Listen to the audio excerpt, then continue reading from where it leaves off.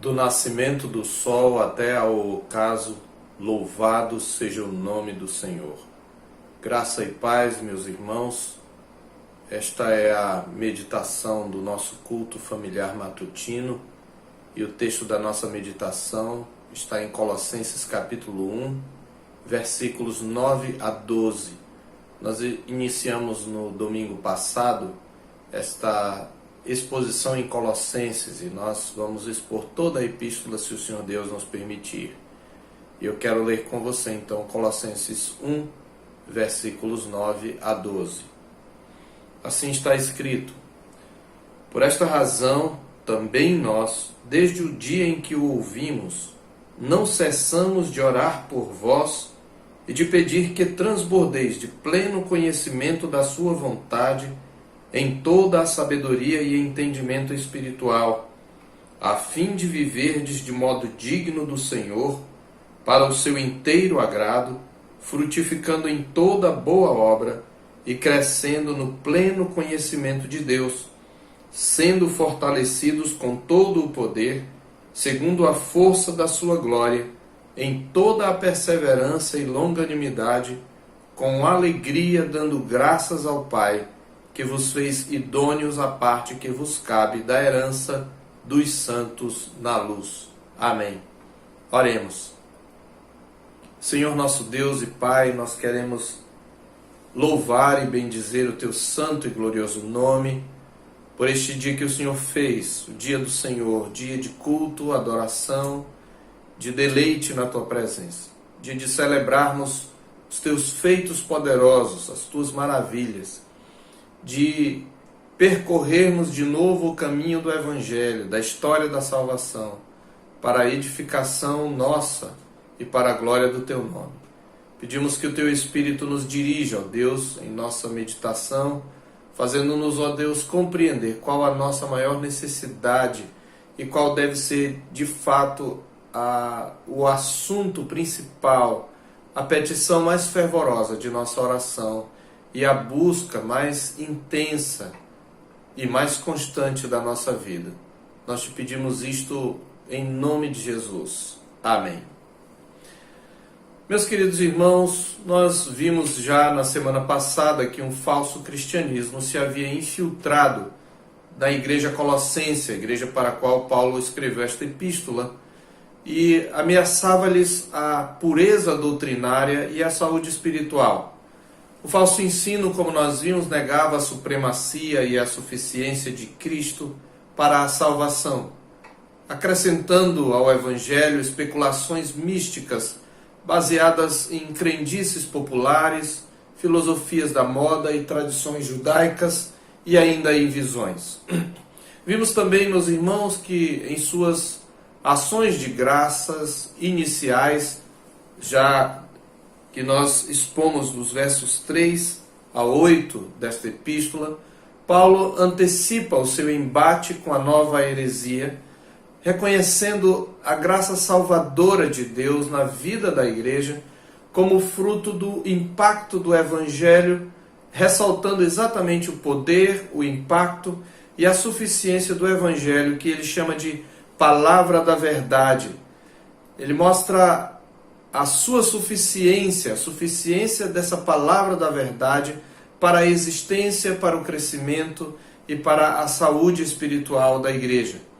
Vimos que Paulo ressaltou que a verdade do Evangelho produz as virtudes cristãs de uma igreja saudável, a saber, a fé em Jesus Cristo, o amor para com todos os santos, ou seja, o amor para com a igreja, e a esperança da glória. E o conteúdo desse Evangelho é Cristo, sua pessoa e sua obra, cuja supremacia está exposta aqui dos versos 13 a 23 e que nós rapidamente abordamos, mas que pretendemos abordar, se o Senhor Deus permitir, na próxima mensagem. Paulo observou também que a verdade do Evangelho produz um crescimento saudável. No verso 6 ele mostra que esse Evangelho havia chegado até os colossenses e que em todo o mundo este Evangelho estava produzindo fruto e crescendo. E essas duas expressões, esses dois verbos mostram tanto um crescimento qualitativo quanto quantitativo do Evangelho. espalhando-se assim para o mundo. E esse evangelho havia sido pregado por um ministro fiel. Há um efeito intensivo, que é o produzir frutos, isto é, transformações na vida, no caráter daqueles que pelo evangelho foram alcançados, e há também um crescimento extensivo. O evangelho se espalhou, estava se espalhando pelo mundo para a salvação e a vida da igreja. Então, se o evangelho é suficiente, a pergunta que devemos fazer e que há de direcionar a nossa meditação nesta manhã é: qual deve ser então o nosso foco na vida cristã? Se tudo o que nós precisamos nós temos em Cristo, o que devemos buscar de fato? Pelo que devemos orar? Qual é a maior necessidade do cristão? Esse é o tema da nossa mensagem nesta manhã. Qual é a maior necessidade da igreja, nossa como crentes? E, portanto, qual deve ser o assunto mais constante, mais presente das nossas orações?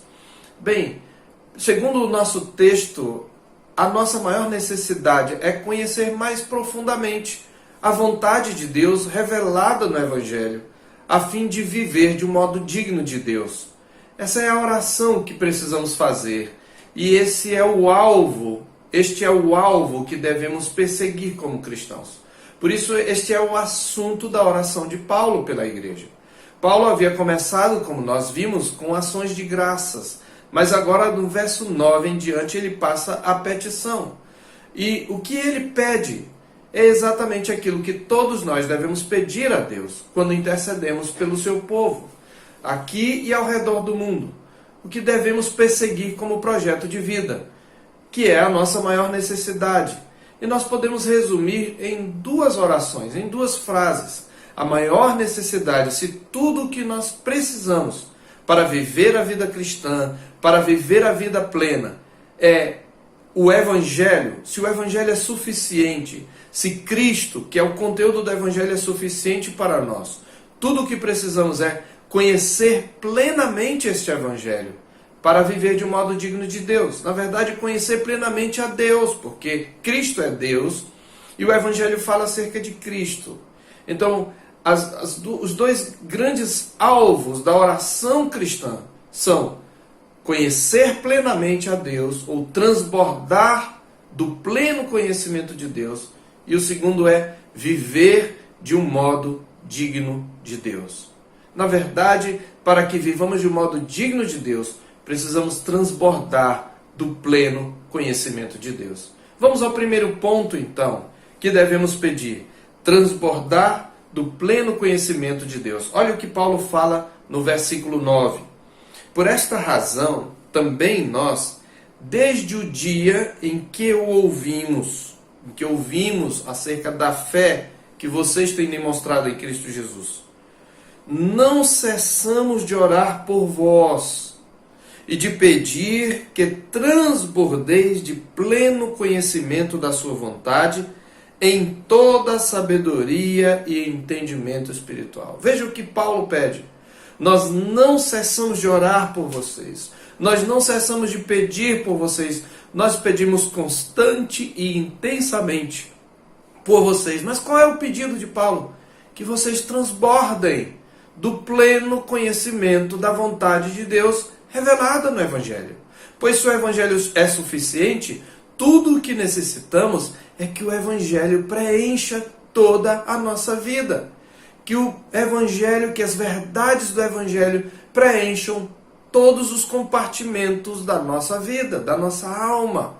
Que Cristo seja plenamente experimentado, vivenciado, conhecido por nós. É isto que Paulo está falando. Ou seja, a oração é para que o conhecimento de Cristo, ensinado no Evangelho, preencha todas as áreas da vida. Que ele não seja um conhecimento meramente intelectual e teórico, embora envolva o intelecto, mas que ele não seja um conhecimento sem vivência, nem um conhecimento meramente místico, como pregavam os hereges ali de Colossos, e secreto, como eles diziam, acessível somente a alguns iniciados, mas que todos os crentes transbordem do pleno conhecimento da vontade de Deus. Veja, Paulo destaca que o conhecimento da vontade de Deus consiste em toda a sabedoria e entendimento espiritual.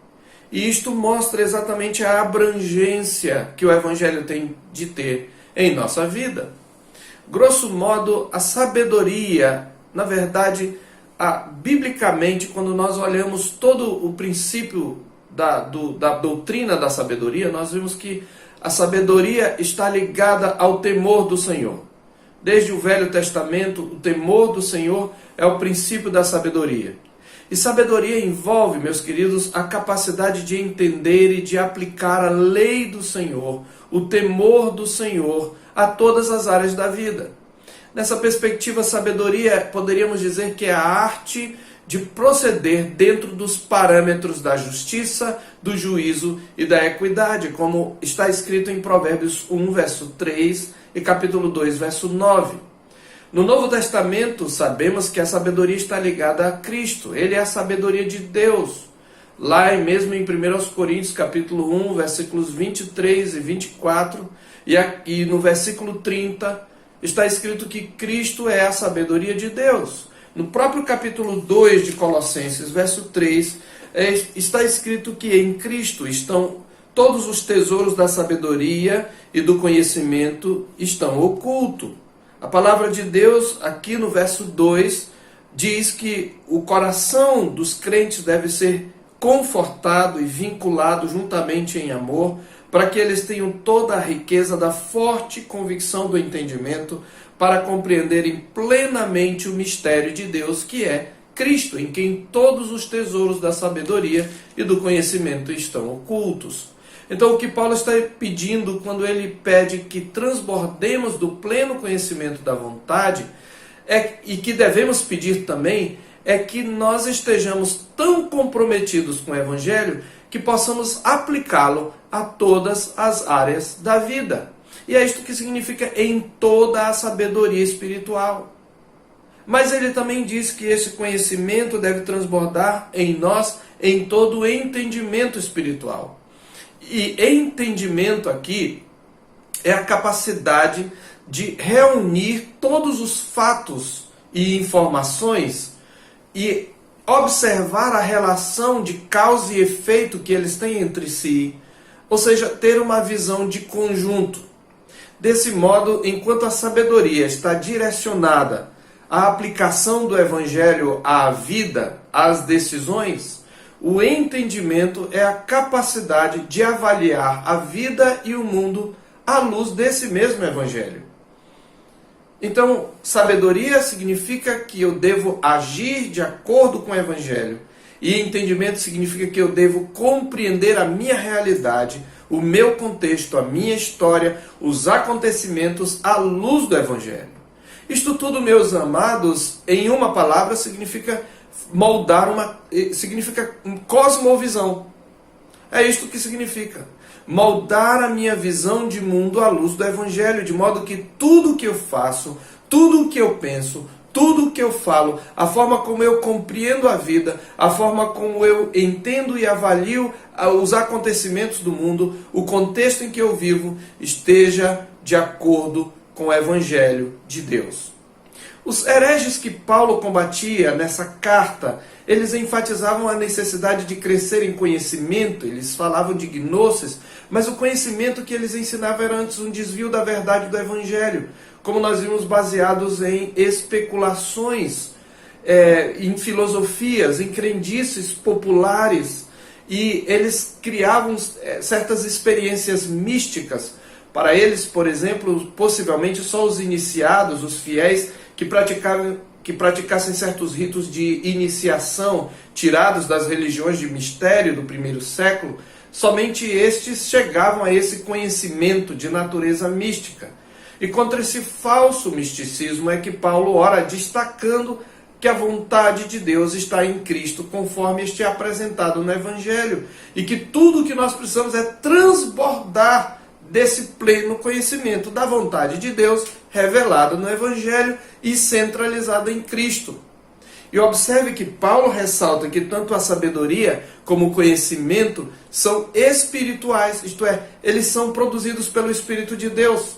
Eles não são fruto de particular especulação filosófica, ou não são fruto de particular elucidação, como diz a palavra de Deus lá em 2 de Pedro. Eles são produto de revelação divina e são revelados no Evangelho de Cristo.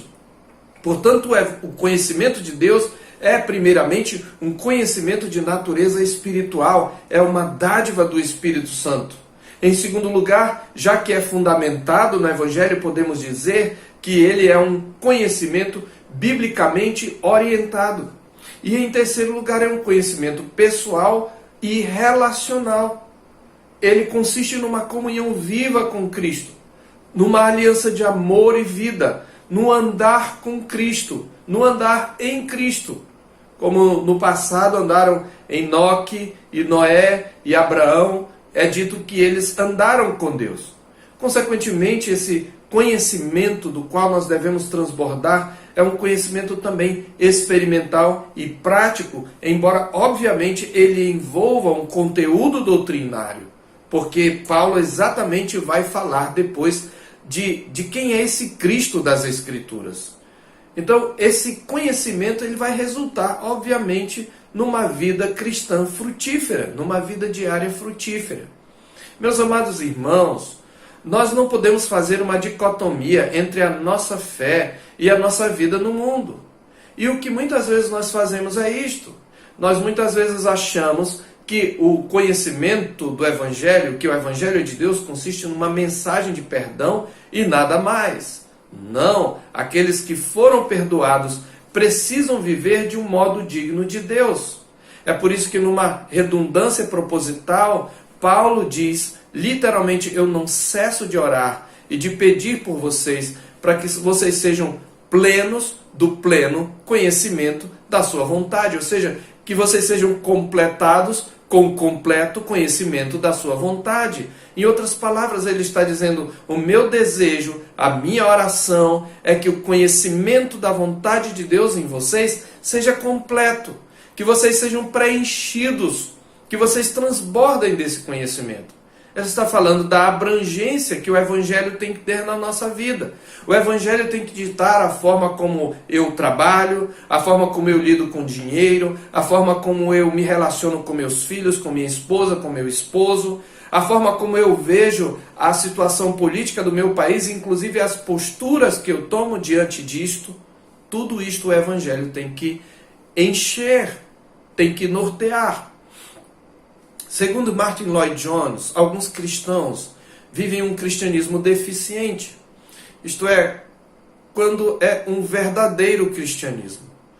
Por causa da natureza incompleta do conhecimento que essas pessoas têm do Evangelho. E as deficiências, segundo Lloyd-Jones, estão em duas áreas especificamente. Há, primeiramente, uma falha em muitos em perceber, por exemplo, a grandeza e a abrangência do Evangelho. Alguns veem o cristianismo meramente como uma mensagem de perdão e nada mais. E param nesse estágio da sua jornada espiritual. Eles acham que depois de ser perdoados, tão somente precisam esperar o céu e viver a vida conforme dita a filosofia do mundo. Outros encaram o cristianismo apenas como moralidade. Eles acham que tem necessidade, acham que não tem nem necessidade do perdão, basta seguirem a moral cristã, não é? Acham que ser cristão é seguir a moral cristã. Presumem que, por praticar a moral cristã sem a regeneração, o novo nascimento, eles podem se chamar de cristãos. Para estes, o cristianismo, diz Lloyd-Jones, é nada mais do que um bom sistema moral e ético. Aliás, essa é uma tendência hoje no nosso país. A questão é que certos problemas não são resolvidos pela moralidade. Entre eles, a questão da nossa relação com Deus. Porque por mais que nós sigamos uma moralidade cristã, jamais poderemos ser justificados diante de Deus somente por meio de Jesus Cristo. Por meio da fé em Cristo é que nós somos justificados. E quando os problemas surgem na vida, muitas vezes a moralidade não vai ajudar. Problemas como a doença ou a morte de um ente querido, por exemplo, Não, a moralidade não resolve, não nos dá paz necessariamente. Problemas financeiros, conflitos pessoais. E Lloyd Jones disse que essas pessoas ficam perdidas, perguntando por quê. A moralidade não pode ajudá-las nesses casos. Eles ficam até se perguntando por que isso aconteceu comigo, se eu estou vivendo uma vida com uma moralidade correta, uma moralidade cristã, e muitos ficam decepcionados, inclusive, com o cristianismo, ou com o conhecimento parcial que tem dele. Outros, prossegue Lloyd Jones, finalmente interessam-se pelo cristianismo por o acharem algo bonito, belo, esteticamente bom. Eles têm um interesse estético no Evangelho. É algo lindo, eles se sentem bem ao escutar as palavras do Evangelho, as palavras acerca de Cristo, mas o conhecimento deles não passa desse aspecto particular do Evangelho. Mas Lloyd Jones conclui dizendo que o autêntico cristianismo, na verdade, abrange todas as áreas da vida humana.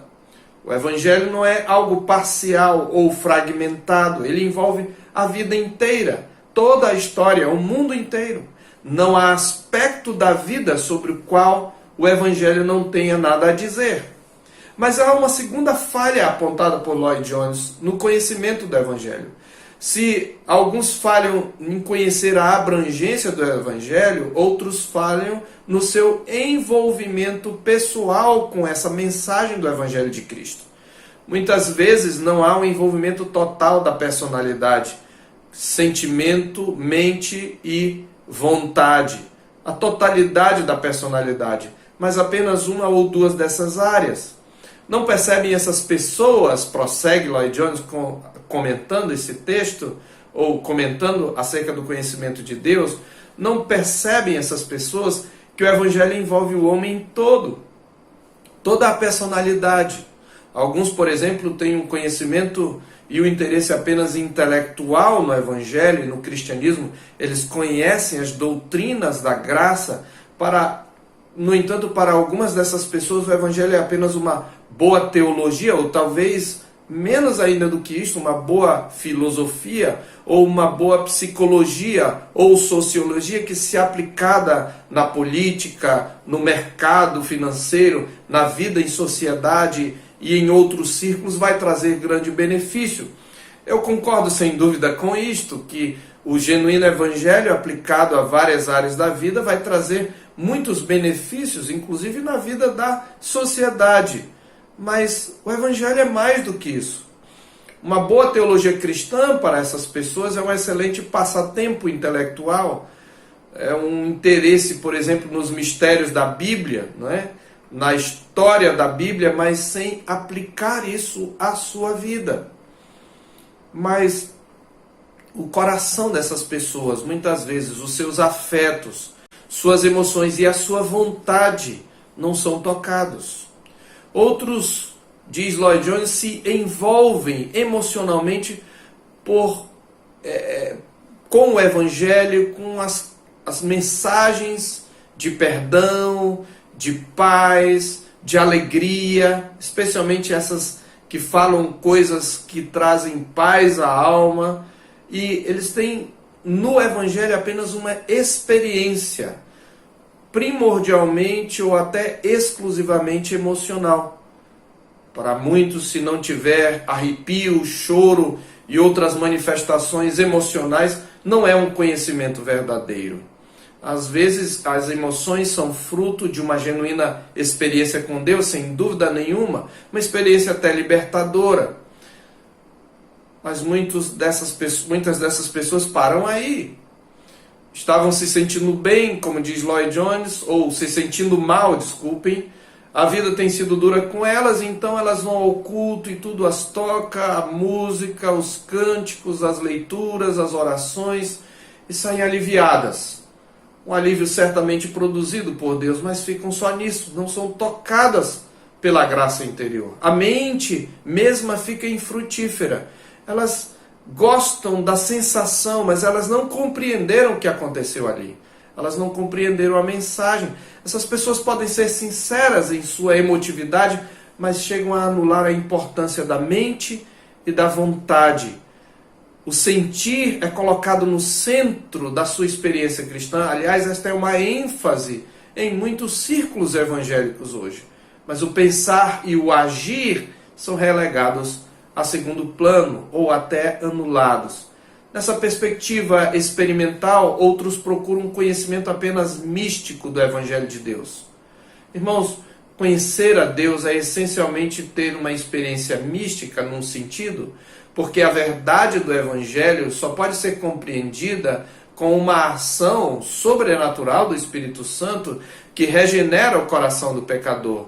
Mas para muitas pessoas, elas pensam num misticismo muito mais alienante, um misticismo destituído de uma visão doutrinária correta, destituído de racionalidade, que consiste no esvaziamento da mente.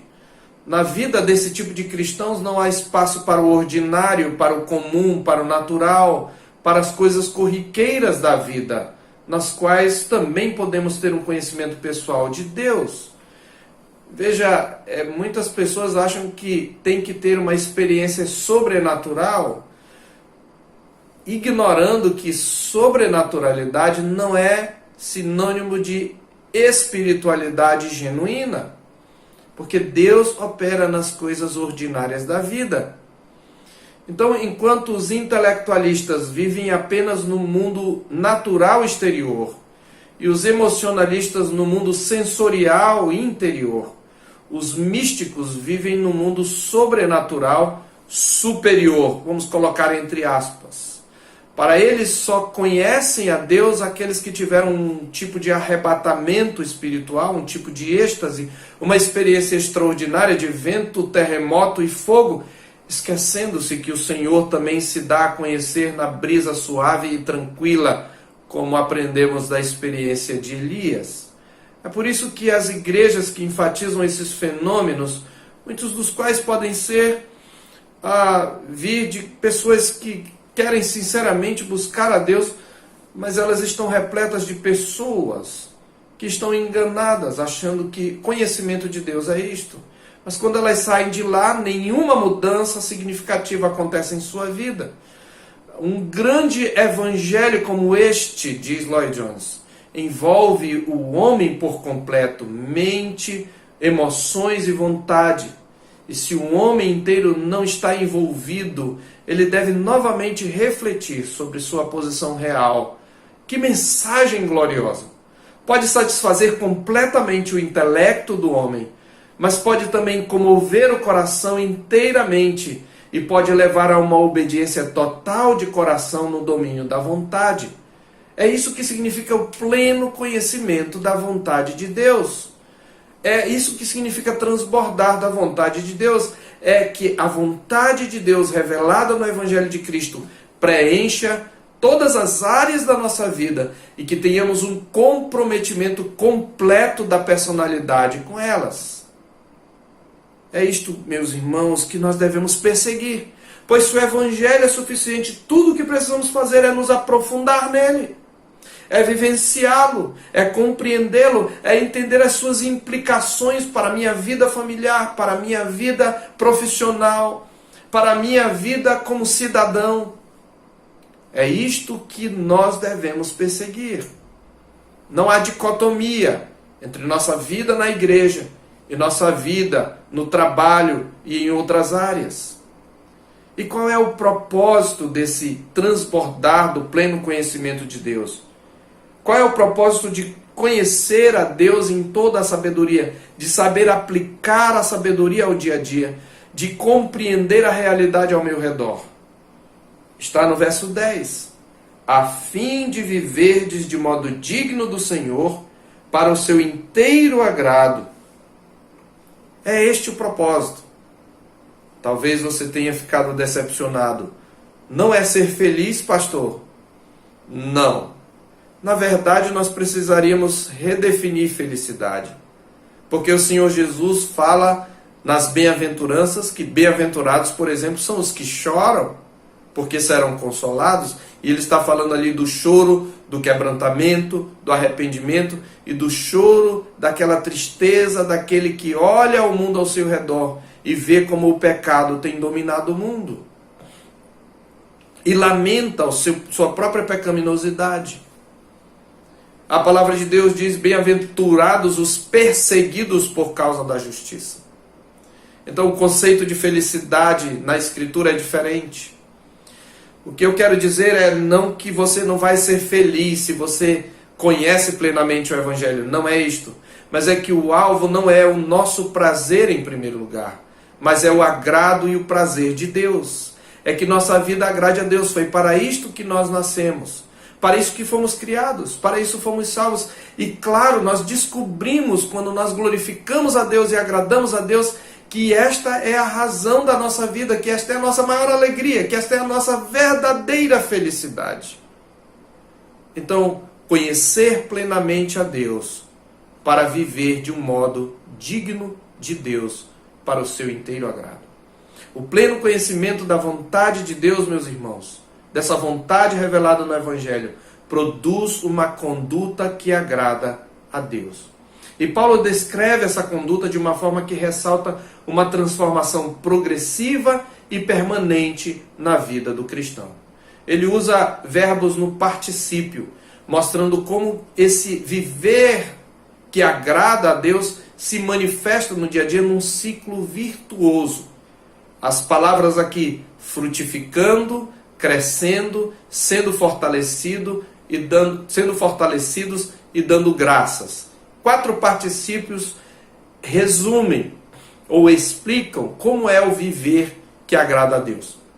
Como é o viver produzido por esse evangelho que preenche toda a vida. Ele mostra que esse viver para o inteiro agrado de Deus é um viver de contínua frutificação em boas obras. Este é o viver que nós devemos buscar e que o verdadeiro conhecimento produz. Você quer saber se está transbordando no pleno conhecimento de Deus? É só você responder essa pergunta. Você tem frutificado em toda boa obra? Frutificando em toda boa obra. O Senhor Jesus mesmo falou lá em Mateus capítulo 5. Assim brilhe também a vossa luz diante dos homens, para que vejam as vossas boas obras e glorifiquem ao vosso Pai que está nos céus. E o próprio apóstolo Paulo, em Efésios mesmo, capítulo 2, que é uma epístola gêmea da epístola de Colossenses, uma epístola que trata de assuntos paralelos, numa perspectiva um pouco distinta. Efésios é uma epístola mais eclesiológica, mostra a igreja como corpo de Cristo, e Colossenses é uma epístola mais cristológica, apontando Cristo como cabeça da igreja.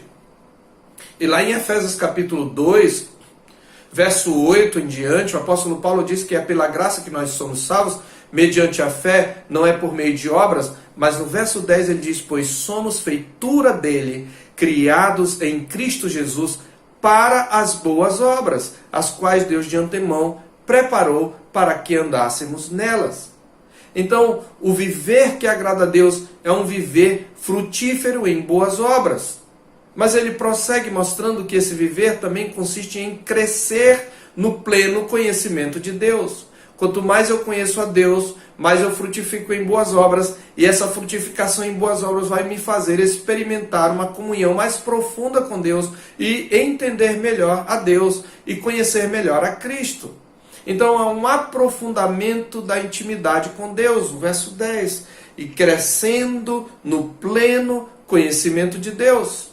Então, em terceiro lugar, esse viver digno de Deus consiste num crescente poder espiritual. Veja o verso 11, sendo fortalecidos, é o terceiro particípio, com todo o poder, segundo a força da sua glória. Veja o poder que está à disposição do cristão, segundo a força da sua glória.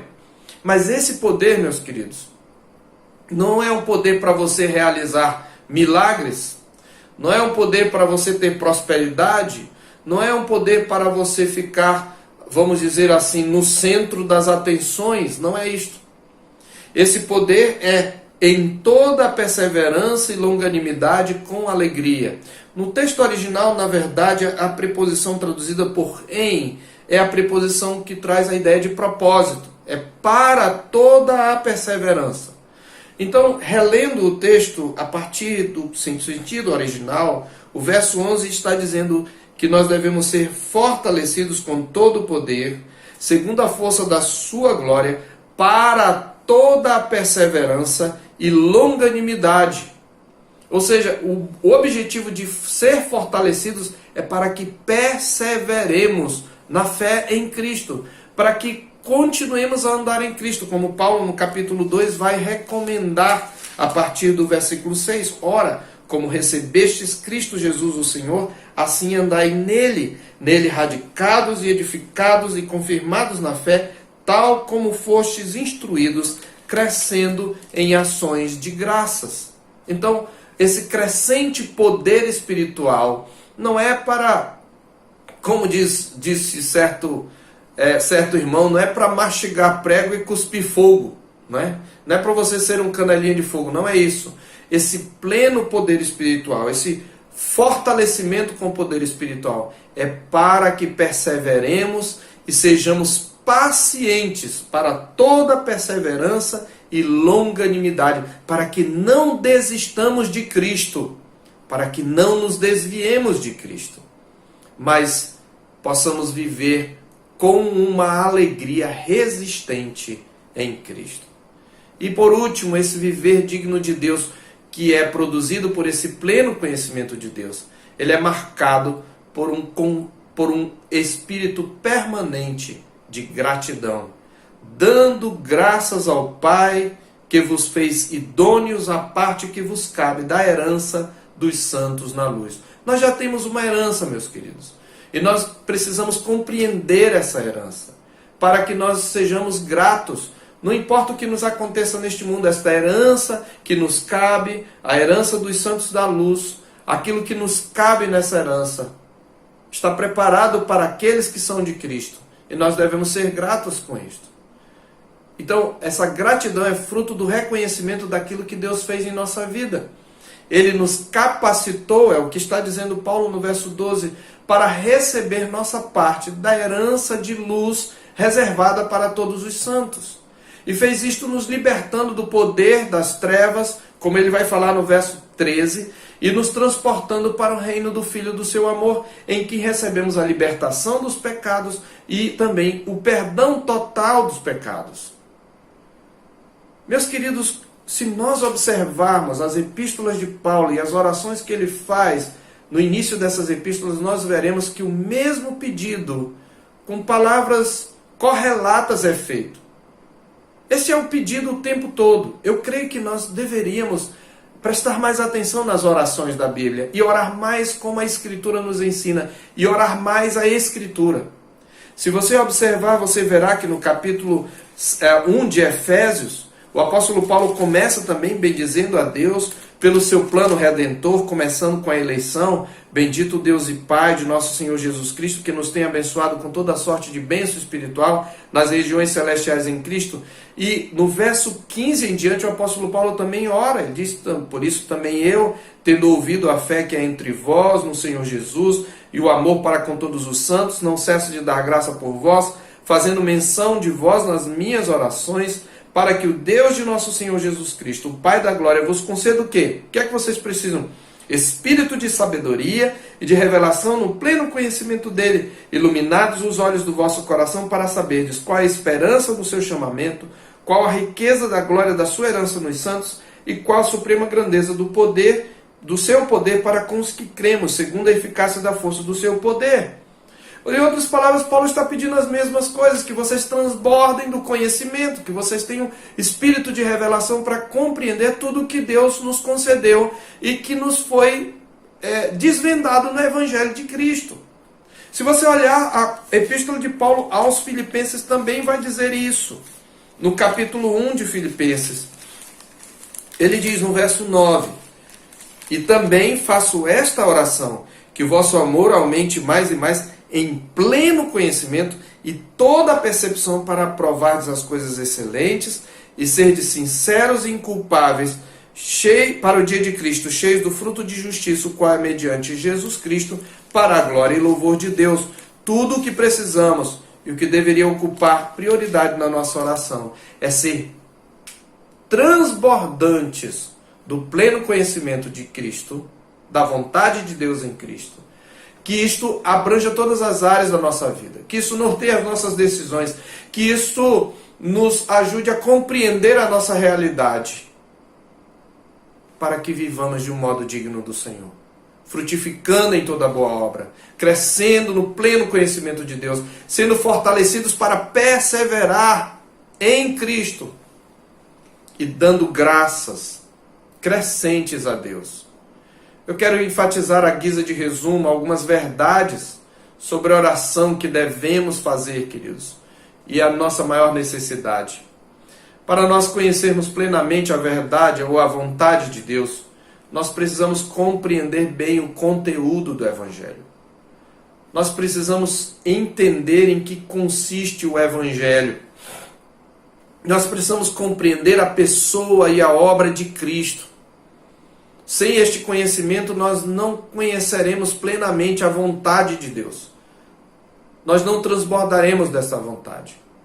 Em segundo lugar, para conhecer plenamente a vontade de Deus, precisamos nos render ao poder do Evangelho. Precisamos deixar que o Evangelho preencha todas as áreas da nossa vida. Quando eu falo deixar, não estou negando o poder que o Evangelho tem, o poder de Deus. Eu estou falando para aqueles que já creem no Evangelho. Há um dever para conosco. Há um dever que nós temos diante de Deus. Uma vez que Cristo está em nós, uma vez que o seu Espírito habita em nós, que nós compreendemos o Evangelho, nós precisamos nos render plenamente a esse Evangelho, para que ele preencha todas as áreas da nossa vida. Em terceiro lugar, nosso conhecimento da vontade de Deus cresce na medida em que nós vivemos o Evangelho. Então, para conhecer plenamente a vontade de Deus, precisamos compreender o Evangelho, precisamos compreender a pessoa e a obra de Cristo. Para conhecer plenamente a vontade de Deus, precisamos nos render a esse Evangelho. Deixar que ele domine, ou seja, fazer dele a nossa regra de fé e prática. E o nosso conhecimento de Deus, ele vai crescendo à medida em que vivemos o Evangelho. Por isso que ele diz, e crescendo no pleno conhecimento de Deus. Ao mesmo tempo, meus irmãos, quando conhecemos plenamente a vontade de Deus, nossa vida demonstra este conhecimento através de um viver voltado para agradar a Deus. Por último, eu venho lembrar a você o que está escrito em Jeremias, capítulo 9, versos 23 a 24. Eu quero terminar com este texto, Jeremias capítulo 9, versículos 23 e 24. Assim está escrito: não se glorie, assim diz o Senhor, não se glorie o sábio na sua sabedoria, nem o forte na sua força, nem o rico nas suas riquezas. Mas o que se gloriar, glorie-se nisto, em me conhecer e saber que eu sou o Senhor, e faço misericórdia, juízo e justiça na terra, porque destas coisas me agrado, diz o Senhor. Aos que se orgulham de sua sabedoria e da sua inteligência humana, aos que não têm sabedoria, mas orgulham-se de sua força. Há ainda os que se orgulham das riquezas e do poder que Deus lhes deu. E todos estes tipos de pessoas acham que têm tudo, que podem tudo. Mas a glória das coisas terrenas é uma glória vã. Por isso a Escritura condena a vanglória. Nós só temos uma razão pela qual podemos nos orgulhar de verdade. O conhecer pessoalmente a Deus, seu caráter, sua vontade. Conhecer pessoalmente a Deus é a essência da vida eterna. E a vida eterna é esta, disse o Senhor em João 17,3, que te conheçam a ti, o único Deus verdadeiro, e a Jesus Cristo a quem enviaste. Tudo o que precisamos é transbordar desse conhecimento, é que ele encha todas as áreas da nossa vida, que ele domine a nossa vida, que ele norteie as nossas decisões. É por isso que o pleno conhecimento da vontade de Deus deve ser a prioridade na nossa agenda de oração e deve ser considerado para nós a maior necessidade. Isto equivale a dizer buscar em primeiro lugar o seu reino e a sua justiça. Que o Senhor Deus possa fazer dessa nossa prioridade, irmãos. Possa fazer dessa a nossa oração mais constante, mais fervorosa. Que possamos conhecer plenamente a Deus. Que possamos conhecer plenamente a Cristo. Para viver de um modo digno de Deus, para o seu inteiro agrado.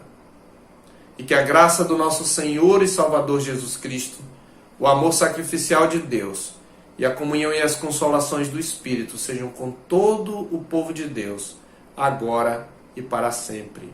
Amém.